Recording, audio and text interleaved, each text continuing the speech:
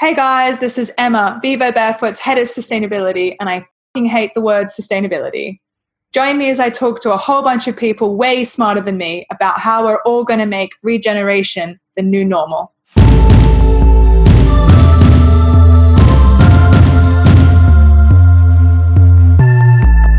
Hey guys, welcome to the Vivobarefoot Regeneration broadcast. Our guest today is none other than the plastic-free mermaid.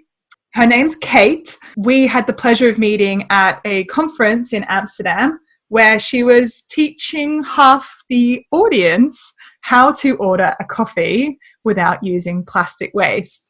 So welcome, Kate. It's such a pleasure to have you on. Thank you. Thank you so much. It's wonderful to be here with you. It's such a joy to see how you interact with people when you're educating and trying to engage them on how to live a plastic-free life. And so we'll get into a lot of detail around what that looks like. I want to start with one question for you, which is, from your opinion, how have you seen plastics being approached during the coronavirus crisis, and have you noticed a difference in the conversation around the trust in plastics and the use of plastics? Do you think that has been negative or positive? And so what have you seen happen at this time? Yeah, I mean, that's such a loaded question, right? Because we've started using so many more single-use plastics, and not only more collectively, but on the individual scale, every single human is starting to use plastic gloves, disposable plastic gloves, disposable plastic masks. Each individual's consumption of single-use plastics has skyrocketed depending on, how high risk they are, how seriously they're taking this pandemic, or where they're located. So it's been shocking to watch the amount of single-use plastics just increase exponentially. However, we can't say that, we can't. It's in the name of health that we have to use them. So it's been a really interesting situation to be a plastic-free mermaid like myself in a pandemic where plastic is, being marketed, being forced on everybody, being told that this is our only way to save ourselves, to the only way to stay healthy, the only way to prevent the spread of this disease. So it's been fascinating to watch this all go down. And I've, to be honest, been a bit quiet about it because it's so sensitive, because people are dying, because, this is a global pandemic. And the last thing a lot of people are wanting to hear is about the pollution that's resulting from the measures they're taking to keep themselves safe. But it's definitely, the pollution is mounting, that's for sure. That's what I was going to ask you, because you have always been such a hugely engaging, vocal advocate for not just the plastic pollution element and how it ends up in our seas, but also the kind of toxic element that comes with the use of plastics, the making plastics, the use of plastics and the disposal of plastics. And I do genuinely feel a lot of empathy towards you at the moment. It must be really frustrating to still be aware of all of that and to kind of watch the world be responding to a crisis, but ultimately, and, maybe contributing to, bigger crises in the future. And, I guess, and perhaps this is a bit of a loaded question, but what would you really want to say, I guess, and what would be the message you would want people to be thinking about? And, as you say, keeping in mind that the sensitivity of the situation right now, and that plastics are, of course, a huge part of the solution for us managing the control of the virus and the spread of the virus. What are the things that you would love people to be thinking about when they do use plastics? Yeah, I mean, you touched on it. The reason I don't use plastic, and I haven't for 10 years, is because it's not just polluting our planet. It's not just polluting our oceans. It's polluting our bodies. When we're surrounded by plastics constantly, they're flaking off, these little microplastics that we then ingest.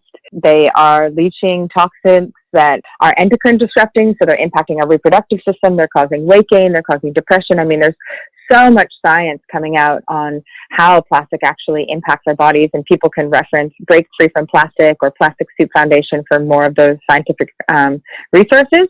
But it's like this material is fairly toxic for the amount that we use it on a daily basis. It's dangerous. It's been interesting to watch it even before the pandemic, watch it grow in its distribution around in the medical world, as well as in the packaging of food and drink. And it just to me, and to many of the people that also work on this issue, it just goes to show how little regulation there is on the things that we're consuming and buying and putting in our bodies. We already knew about cosmetics and cleaning products, and a lot of different things are very quite loosely regulated. It's kind of like innocent until proven guilty. These products get pushed out. Often the science can't keep up with the marketing or the innovation. The science has to go through all these stages to be approved, or different case studies and different peer reviews, and then published in journals before it's actually like widely spread and understood. Whereas innovation and marketing and people are mass manufacturing things that go so quickly. If there's a dollar to be made, it's pushed right along. So yeah, this is a bigger look at our consumption and what we're that's what I work in. Is I work in behavior change around how do we consume less, because the majority of the things that we're consuming are packaged in plastic, and that's a push from big oil. That's a push from big plastics, and they're trying to find tons more avenues for their material, for their product. Where they're trying to get creative about where can we package things in plastic? Where can we, make fancier packaging that has more little plastic bits and parts that make it look more appealing and more fancy or more stylish? Or where can we put packaging where packaging previously didn't exist, and convince the manufacturer that there's more real estate there for their advertising? So this has been something that I've been studying and looking at, and just it's fascinating to look at the social change around this material that's just a resource. Oil, becoming made into plastic packaging. And now with the pandemic and as we see, medical supplies and this concept of hygiene being pushed. And we were already seeing that, especially in Asia, where things were double, triple wrapped in plastic to prevent germs and for hygienic reasons, even fruit being wrapped in plastic, which has its own skin. Like nature made everything perfectly. Nature kills it.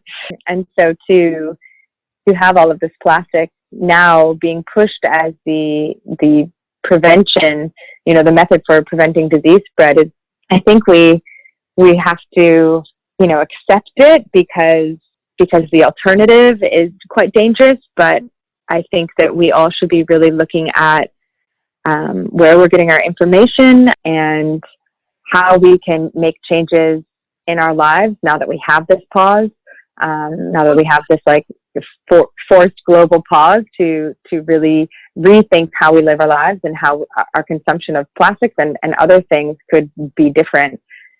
Well, this is one of the things that I've always found particularly fascinating about you, in terms of you do say yourself that your main focus is consumer change, and you work through multiple platforms and communicate your message in such a wonderful way to try and encourage people to think about these actions in their own lives. And I know you're releasing a book soon called I Quit Plastics, which is going to look into that in more detail. But one of the things I've always admired about you is actually that I do think that you're one of the few people that puts pressure on the industry in a way where you're almost saying, hey, I'm just an average consumer, but I know what you're doing.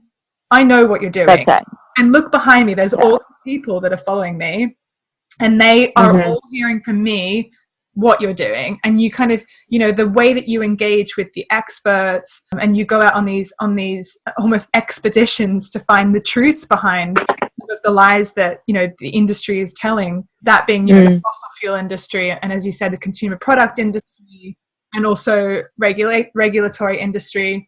All of these different players, you're actually looking behind the scenes, and you're coming back and you're saying, hey, community of people that have kind of bought into this ethic, this is all the stuff that you need to know to challenge the system. And I think that kind of comes to one of my questions, which is, right, how do you think that the industry is going to be responding to this? And I guess, again, over and over again on these podcasts, I keep calling myself a cynic, and perhaps I really am, but I guess there's a part of me that fails to believe the plastic industry isn't enjoying this right now. So what's your thoughts on that? I feel the same, Emma. I think that already before the pandemic, even last year, a lot of my allies in the movement have been working really hard to put pressure on corporate and call them out, like the Breakthrough from Plastic brand audit, which united beach cleans and cleanups from around the world to to tally up their data and to figure out, who are the brand names, who are the biggest polluters who like write down what you collect, what you find, but also write down the brand names. And that's really important for, learning who is responsible, because it's not China, it's not Indonesia, it's not Thailand, it's not the US, it's these manufacturers, these corporations that are the ones that are producing all of this stuff, that are marketing it and advertising it and finding like vulnerable communities, vulnerable societies, vulnerable countries that are going to be more prone to buying their plastic packaged products. And so, the movement, Breakthrough from Plastic, and a lot of these plastic activists wanted to hold the corporations responsible instead of putting blame on some of these Southeast Asian countries where a lot of the trash is, we can see that it is leaking from these countries out, but it's because the West ships our trash there. And where's the trash coming from? It's coming from these same 10 corporations like Nestle and Coca-Cola and Unilever. How do we hold them responsible whilst also, in trying to influence behavior change, trying to influence the demand for these products and reduce the demand so that somehow we can influence supply being reduced as well. And they're sensing this, these big plastics, these big oil, these massive multinational mega corporations sense that. And so they are trying to increase their production by 40% in the next 10 years. So that's been their plans. They're like, we feel that there's pressure being put onto us. These are the same big oil people. So they're seeing that we're wanting to drive our cars less and create less emissions, so burn less fuel. They're seeing that we're putting pressure on them for plastic. So they're really trying to get creative with how they push out more plastic products. Gosh, tell me about it. I mean, as you know, I worked in the mining industry for quite some time for some of the big, right. And I accidentally stayed subscribed to the Australian Mining magazine. And in the last 2 weeks... Emma! Yeah, sorry. I didn't pay for it. In the last 2 weeks, the amount of news headlines on that magazine around how not only the mining industry in Australia is not being affected by COVID because they are leaning into automated remote mining technologies, which has always been a huge fear in that industry because the way that it's been lauded in front of politicians for a long time is that it creates jobs, which, you and I know has always been a huge farce anyway. But now they're also publishing huge growth targets, as you say, like all of these different mining initiatives. Not only are they making huge projections because the construction industry is continuing through this, the manufacturing of equipment and technology to kind of come up with all these massive perceived urgent issues is now obviously at its highest that it's ever been. But also on top of all of that, the attention from media, regulation and the consumer body is not on stopping mines being built in Australia. And I know that you particularly were part of the protest around money. And my concern is obviously that all of this is happening now and we'll wake up in 3 months' time when everyone's been like, oh, we've had such a wonderful time to meditate on what we really want in the world. And this huge mess will be there. And I'm scared. Yeah. I mean, that's it. I mean, it's actually been so interesting to be a plastics warrior or like an environmental activist in this time because people are so sensitive and so easily triggered, and understandably so. Like, this is a really scary time. A lot of people are losing their jobs, a lot of people are losing their homes, some people are losing family members. It's really a hard, challenging time. And even if they're not being affected, there's this fear and this anxiety that's being spread, that's spreading faster than the virus. And that takes its toll. Stress actually causes disease. So we're putting ourselves at risk. So I'm glad people are meditating. I hope people are doing self-love and self-care and waking up and starting the day by drinking a ton of water and doing a stretch and doing something for themselves, because the media is pushing all of this fear tactics, and that's what's causing the government to get away with, and the corporations to get away with, more of this, the mining and these, what they're calling sure bets for the economy.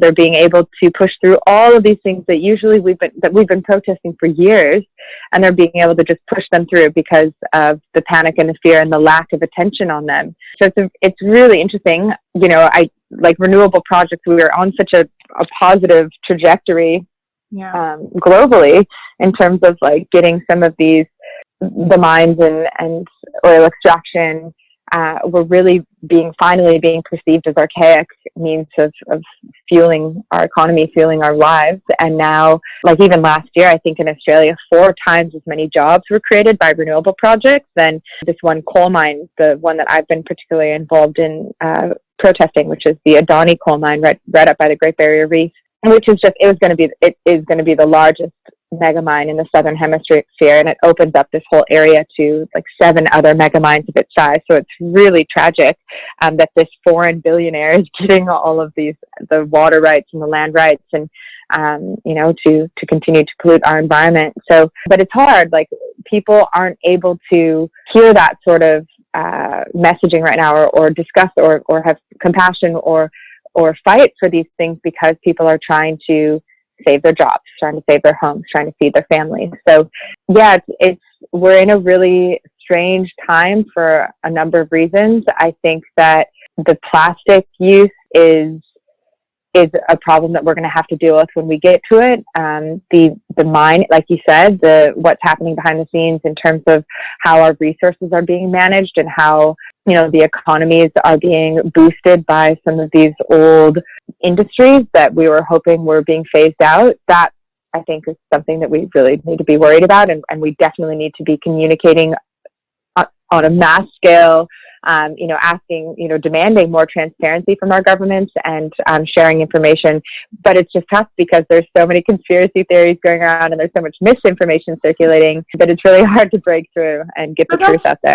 I guess that's the kind of controversial question, really, is, do you believe any of those conspiracy theories? Because again, I've said to you before, I worked in mining, construction, and fast-moving consumer goods. Right. I've worked for all of the big bad guys all of these years, and you and I obviously get along really well, but at the same time, even though we're so close to the same topics, I still eye roll when I watch you do yoga and wake up in the morning and make a coconut oil all those things, because of the fact that I've always been on the receiving end of, Emma, you're either pro-business or you're a hippie. That middle blend of self-love and self-care, as you're talking about, which I do enjoy, obviously. It's really hard for me to bring a lifestyle in a way where I'm also sitting at the boardroom and talking about accounting, balance sheets, and financial reporting, and legal risk, and etc. And also trying to have, legitimacy on a world scale. Yeah. And I'm questioning these industries How do you navigate reality and fantasy? How do you navigate the spirituality and business land, especially now that spirituality is like a multi-billion-dollar industry? It's like, okay, you finally have a little bit of foothold here, don't we? Tell me about it. And I think I do believe in some of these conspiracy theories, mostly because I've seen some of them be a reality, and I'm scared. Right. I'm scared that a lot of people are putting a lot of energy into this. What is the future we want to have after this? Meanwhile, the future's already being created for us by these like top 3, multi-billion-dollar, trillion-dollar companies that really run the world under us. And then we'll wake up after all of this, and there'll be another crisis. Well, we'll keep that's right. Do you know what I mean? I mean, I think that's where, like, I've made my way through the world. I learned 11 years ago that plastic doesn't biodegrade, and I was like, oh my gosh, of all the things impacting the planet, at least this is something that I can do something about. I can stop my individual contribution to plastic pollution, which is out of control. The amount of plastic the average person, especially 10 years ago, uses on a daily basis. I was like, all right, I'm done. I quit. I'm stopping it. And I'm a free diver. I'm underwater. I surf. I sail. So like I've got this mystical mermaid persona that I teach my zero waste lifestyle from, and also act as an advocate and an activist. So I'm out there in the world as this mermaid character, which is, my identity as well. It's myself, but it makes it easier. I have this playful nature. I have this playful sense of self, of this character, this mermaid, that makes it easier for people to talk about these hard issues. So when I tell people, I'm at these conferences like where we met, or and I'm presenting, and they're like, oh, what do you do? Who are you? And I'm like, well, I'm a mermaid. So already we're soft, it's not, they're like, what do you mean? So we're laughing, we're smiling. And this helps me to navigate this somewhat triggering issue, or somewhat like this issue that people don't want to face or don't want to talk about, that plastic pollution is polluting our planet. That everybody knows they use plastic. By now, everyone knows that plastic is, at least bad for the environment. They might not know as much as I know about how toxic it is for us, but they know it's not good. So if I just came up to someone and was like, hey, don't you realize that you're killing the turtles with that plastic straw? Like, that immediately people go into defense mode. You're not going to make any headway. That's why I think that aggressive activism or forceful or shaming activism is so ineffective, or at least not sustainable. It's not going to create lasting change. But when we open with something playful and like me being a mermaid, we're soft, we can connect on that level, and then I explain that I'm come from the ocean because all of my mermaids, we've been sent out further and further to sea because of all the plastic that's coming out. And so I've been sent to land to figure out why humans are using this material so much, and if we can stop it. And so I'm able to communicate my messaging with a bit of playfulness and fun. And this is how I get through it. And I stay positive. I'm like so optimistic and idealistic. And even in this pandemic where there's so much plastic use, it's like, what's the silver lining? Where's the lesson here? How can we grow from this? And honestly, we don't know. We don't know where it's going. Can I swear on this or no? Yeah. That's the head, is that people don't know when it's going to end. There's so much uncertainty around when is it going to be? Is it going to be a month? Is it 3 months? Is it a year? Is it 2 years? We don't know. Nobody knows. And so people are just kind of like Zooming, working from home, doing online stuff for who knows how long. And so that's where this like fear and anxiety comes from. And all these conspiracy theories can take root because we don't know. We don't trust our government. We don't trust our media. We don't, our government's just putting all these coal mines back in power.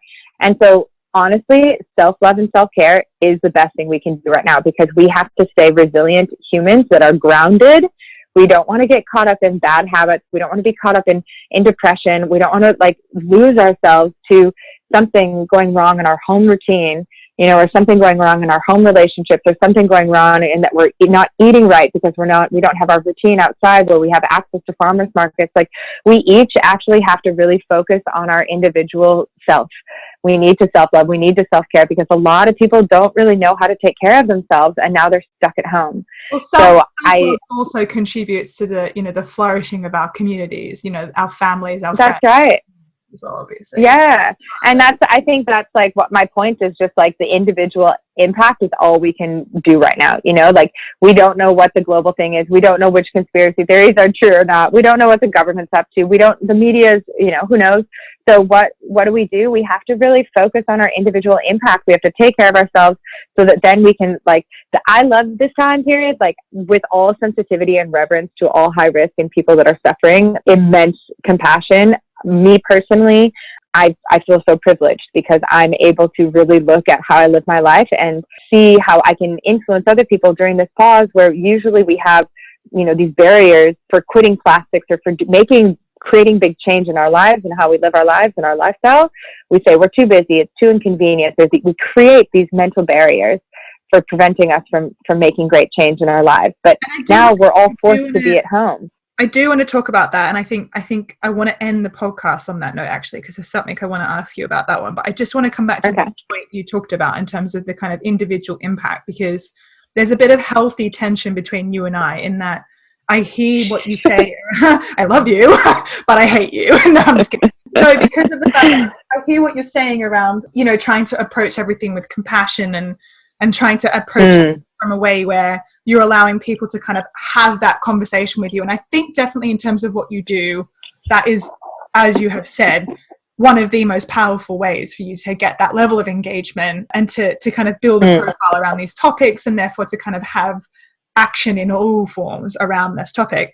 I think when I reflect on that and think about myself, again, I've grown up in such a boys' world. I grew up in a boys' world, and the definition of that from top to bottom, I mean, I was just the absolute epitome of a tomboy girl that ran around with a whole bunch of guys that, constantly pushed me off the side of a cliff just for a laugh.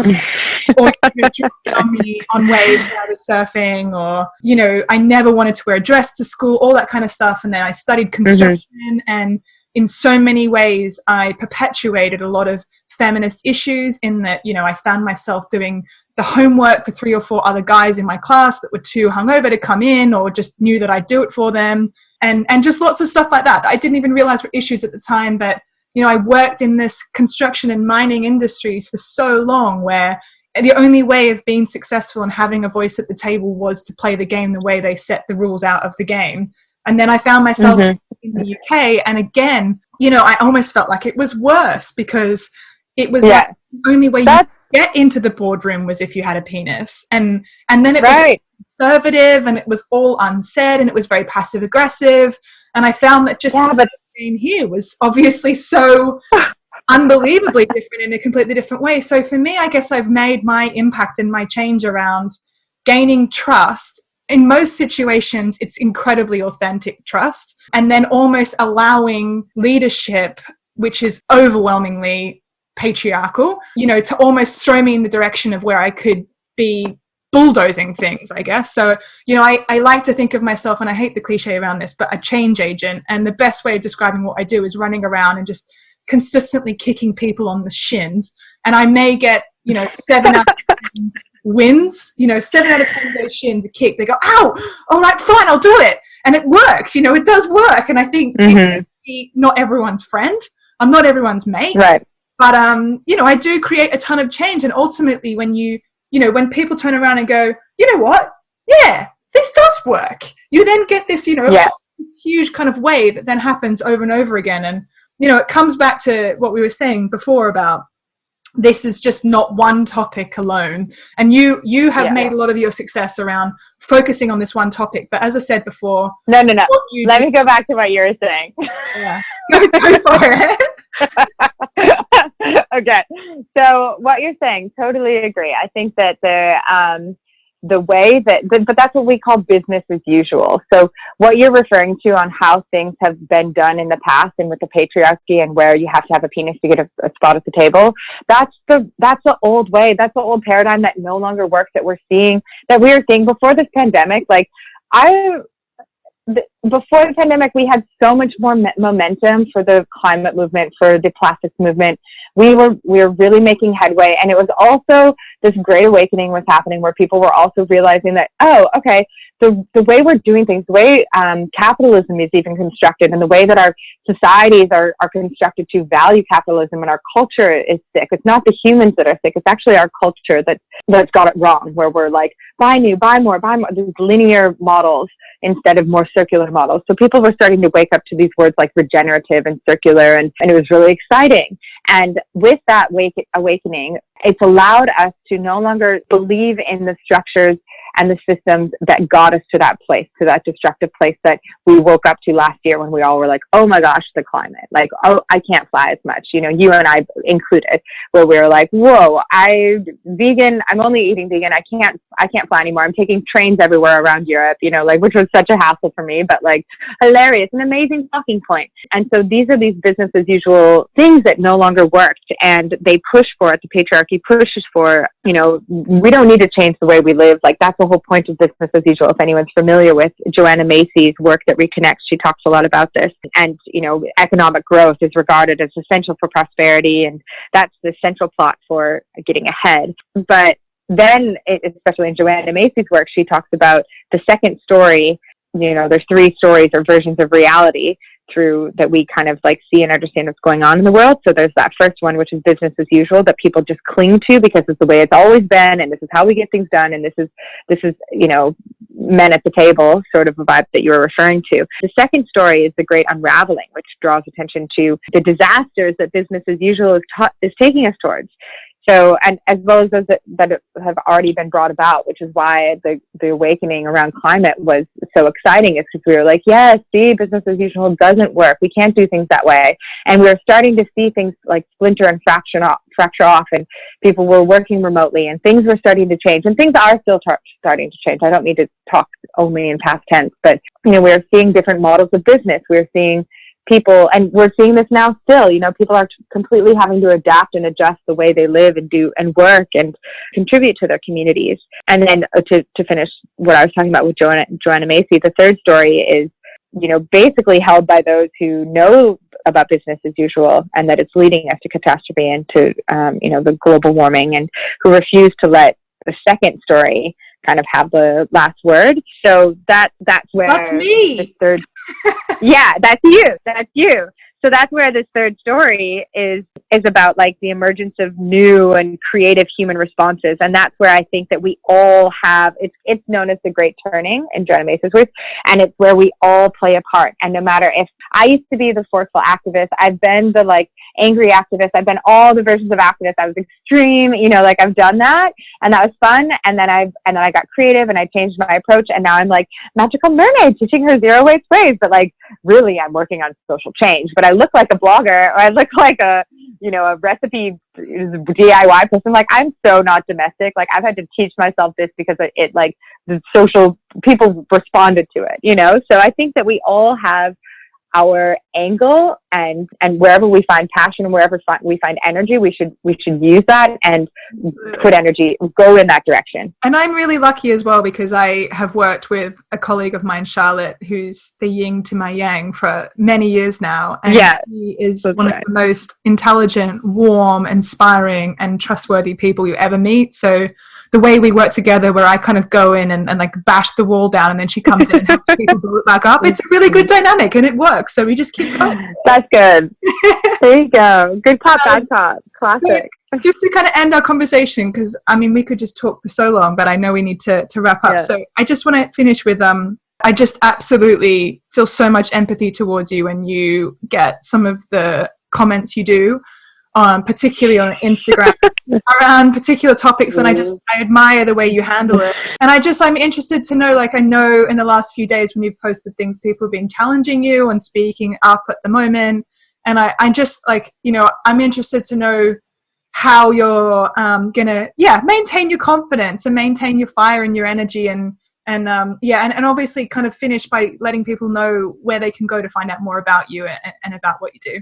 Yeah, thank you. Yeah, it's been interesting. I find, I'm just over here teaching my zero waste lifestyle. So I do get political on my Instagram account, which is Plastic Free Mermaid, if anyone's interested. I do, like you were talking about, I am working on multiple angles of this issue. I do work on the corporate angle. I really am proud and grateful to be a part of Break Free from Plastic Global Alliance that has three angles: corporate, and then also the narrative, which is what I work on, is changing our narrative around plastics, and then zero waste cities, so really supporting cities, especially countries in Southeast Asia, to reduce their dependence on some of these huge manufacturers of plastic. So yeah, there's a lot of really cool activism going on, and I love talking about that. Ironically, that doesn't perform as well on my feed, but people really do love the practical tips. People love to learn how to make deodorant, or how to make crackers, or how to make all these things that are typically packaged in plastic, how I make them at home. So I try to share and give people what they want. But yeah, sometimes I'm just out here living my life, and people are keyboard warriors, and they come to me, and usually my network is so beautiful.